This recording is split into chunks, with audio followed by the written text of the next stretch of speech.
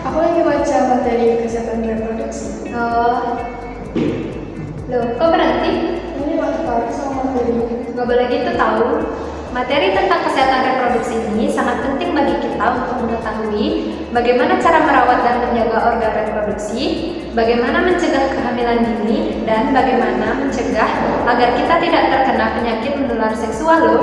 Oh gitu ya, berarti penting banget ya materi kesehatan reproduksi ini untuk kita. Nggak seharusnya kita sebagai remaja mengabaikan tentang informasi kesehatan reproduksi. Benar banget, apalagi di Indonesia ini masih sangat minim informasi tentang kesehatan reproduksi. Dan banyak orang yang menganggap bahwa hal tersebut adalah hal yang tabu, sehingga kita sebagai remaja produktif harus lebih mengenal tentang kesehatan reproduksi. Benar juga ya. Oke, terima kasih ya penjelasannya. Sangat baik dampaknya apabila para remaja dapat memahami kesehatan reproduksi dan tidak menjadikan hal tersebut adalah hal yang tabu. Kesehatan reproduksi adalah kondisi kesehatan fisik, mental, dan sosial yang melibatkan fungsi, sistem, proses, dan organ reproduksi. Tidak hanya untuk dipahami, akan tetapi remaja diharapkan untuk dapat mempraktikkan dan menerapkannya dengan baik ketika sudah diberikan edukasi mengenai kesehatan reproduksi.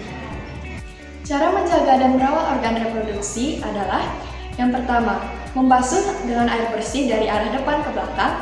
Yang kedua, mengeringkannya dengan handuk yang kering dan bersih.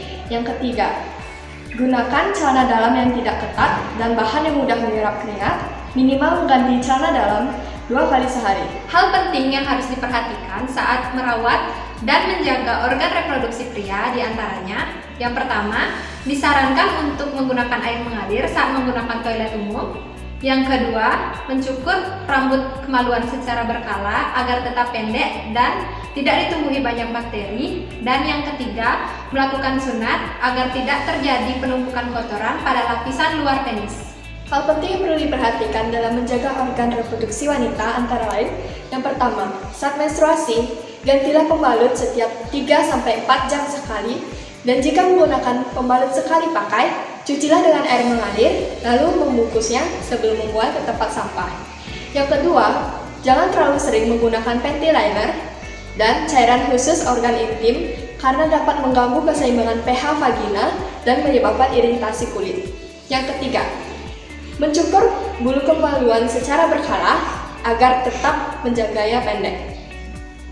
Karakteristik masa remaja adalah rasa ingin tahu yang tinggi terhadap sesuatu, terutama pada aspek perilaku seksual.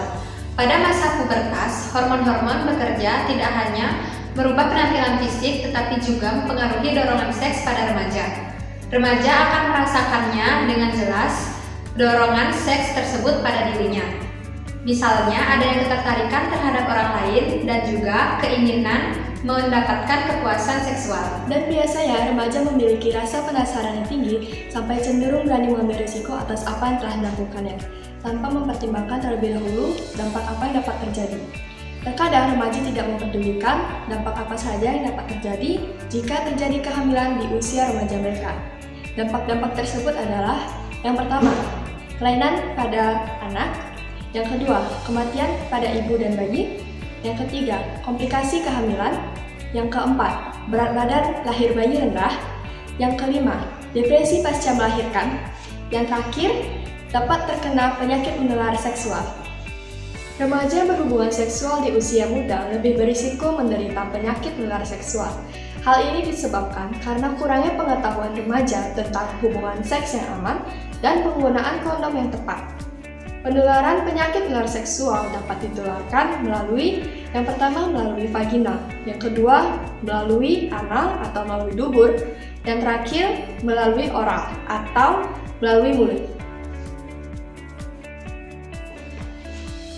Penyakit menular seksual yang pertama adalah HIV. HIV ini disebabkan oleh Human Immunodeficiency Virus yang menyerang sistem kekebalan tubuh.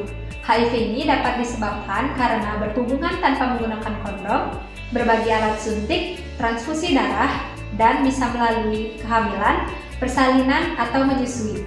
Jika HIV ini tidak diobati secara tepat, maka dapat menyebabkan AIDS. Penyakit menular seksual yang kedua adalah chlamydia. Chlamydia disebabkan oleh bakteri yang bernama Chlamydia trachomatis. Penyakit ini terjadi karena kontak dengan luka di area kelamin. Pada wanita, Chlamydia menyerang di area leher rahim, sedangkan pada pria, Chlamydia menyerang di saluran urin pada penis. Penyakit menular seksual yang ketiga adalah gonore. Gonore biasanya terjadi di bagian tubuh yang hangat dan lembab, misalnya di kelamin, anus, dan di tenggorokan. Gejala gonore pada pria biasanya keluarnya nanah dari penis dan sakit saat buang air kecil.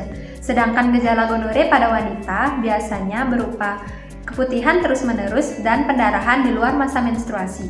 Jika gonore ini tidak ditangani secara tepat, maka dapat menyebabkan komplikasi serius seperti radang panggul pada wanita dan epididymitis pada pria. Maka dari itu kita harus mengetahui bagaimana cara melindungi diri agar tidak terkena penyakit menular seksual. Caranya adalah, yang pertama, tidak melakukan seks bebas. Yang kedua, jangan berhubungan badan dengan orang yang sudah terinfeksi. Yang ketiga, gunakan kondom. Yang keempat, setia pada satu pasangan. Dan yang kelima, bentengi diri dengan vaksin. Misalnya vaksin hepatitis B atau vaksin HPV untuk kutil kelamin serta kanker serviks. Jadi jangan ragu untuk menanyakan kepada orang tuamu ataupun orang yang lebih mengerti mengenai kesehatan reproduksi. Remaja produktif, kenali Cashpro sejak dini.